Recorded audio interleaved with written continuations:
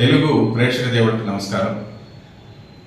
ముందుగా మీ అందరికీ కూడా తెలుగువారి అతిపెద్ద పండుగ అయినటువంటి సంక్రాంతి శుభాకాంక్షలు. సంక్రాంతి అంటే ఒకరోజు పండుగ కాదు, 3 రోజుల పండుగ.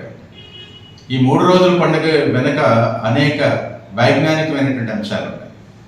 భారతీయ సంస్కృతి సాంప్రదాయాలని మనం కనుక పరిశీలన చేసినట్లయితే మనం ఆచరిస్తున్నటువంటి పండుగల వెనుక అనేక రకమైనటువంటి వైజ్ఞానిక అంశాలని కూడా దాగి ఉన్నాయి.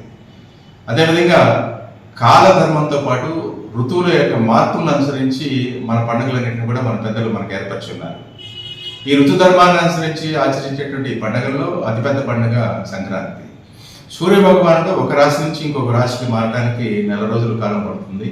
ఆ విధంగా మేషాదిగా కలిగినటువంటి రాశులన్నింటినీ కూడా ఒక రాశి నుంచి ఒక రాశి మారుతూ ఎప్పుడైతే ధనుస్సు రాశిలోకి ప్రవేశిస్తున్నాడో దాన్ని ధనుస్సు సంక్రమణం అంటాం.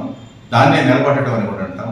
అప్పటి నుంచి 4 రోజుల కాలం పాటు తిరిగి సూర్య భగవానుడు మకర రాశిలో ప్రవేశించే వరకు కూడా ఈ 4 రోజులు కూడా ఈ సంక్రాంతి పండుగకి కావాల్సినటువంటి ప్రిపరేషన్ అంతా కూడా జరుగుతుంది. అంటే కాలధర్మంలో వచ్చేటువంటి వాతావరణంలో మార్పులు, వాటి ద్వారా ప్రజలకు ఎటువంటి అంటువ్యాధులు రోగాలు ప్రబలకుండా సాంప్రదాయ పద్ధతిలో మన ముంగిళ్ళన్నీ కూడా ఆవు పేడతో శుద్ధిపరచుకొని ఆవు పేడ నీళ్లతోటి శుద్ధిపరిచి ముగ్గులు వేసి రంగులు అద్ది వాటి మీద ఆవు పేడతోనే గొబ్బిళ్ళని చేసుకొని గుమ్మడి పూలు ఇతర పూలతో అలంకారం చేసుకొని గంగిరెద్దులు అదేవిధంగా హరిదాసులతోటి ఈ మాసం అంతా కూడా మనకి ఒక పండగ వాతావరణాన్ని సూచిస్తున్నది.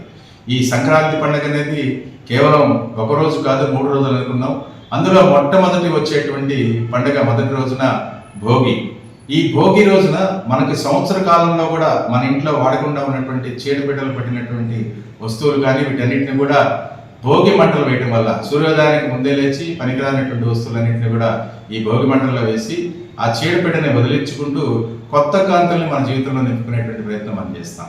అదేవిధంగా భోగి రోజున సాయంకాలం పూట బొమ్మల కొలువు పెట్టుకొని చిన్నపిల్లలకి ఆయుష్ వర్ధిల్లటం కోసం తప్పనిసరిగా వాళ్ళందరికీ కూడా భోగి పళ్ళు అంటే రేగి పళ్ళతో పాటుగా అట్లాగే పూలు, చిల్లర పైసలు, అదేవిధంగా చెరకు గడలు, అట్లాగే శనగలు, ఇట్లా వీటన్నిటిని కూడా వాళ్ళకి దృష్టి దోషం పోయి వారికి ఆయుష్ వృద్ధి పొందేదానికి భోగి పళ్ళు వేయడం అనేటువంటి జరుగుతుంది. ఈ సంక్రాంతి పండుగలో మొట్టమొదటి రోజు అయినటువంటి భోగి రోజున మీ అందరూ కూడా భోగభాగ్యాలను అనుభవిస్తూ అందరూ కూడా ఐశ్వర్యాలతో ఉంటారని చెప్పేసి మరొకసారి ప్రేక్షక దేవులందరికీ కూడా భోగి పండుగ శుభాకాంక్షలు తెలియజేస్తున్నాను.